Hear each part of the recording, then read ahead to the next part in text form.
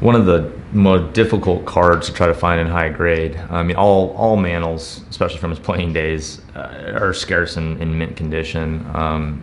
These mainstream issues, the primary card production from that year, in this case the number 300 card, as opposed to say his All-Star or his MVP. These are always going to be the most iconic and most desired, and there just are never going to be enough high grade copies to really go around. This offered PSA 9 is one of very few that exist. You're talking about an issue for which only a few dozen mint copies have ever come out of PSA for the whole world to share.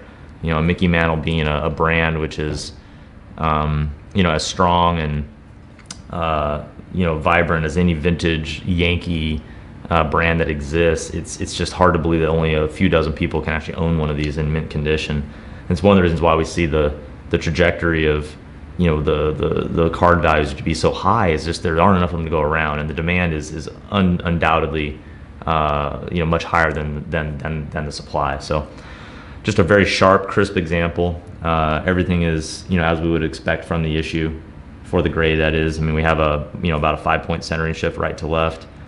The print is one of the things on 61s that really jumps out as being a problem oftentimes. The black background, oftentimes we have print snow and other defects. This one's about as well struck as you're ever going to see. The corners are immaculate, the borders are white, the edges are without flaws. It's just one of the nicer 61 Mantles that exists in our market.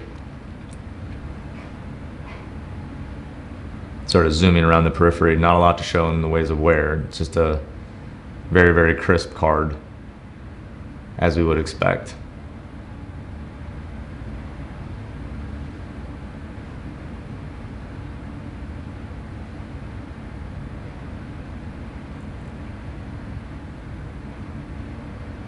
So, everything is as it appears, just a very, very crisp and well-conditioned 61 Mantle. We're delighted to have it in the auction and wish the bidders the best of luck.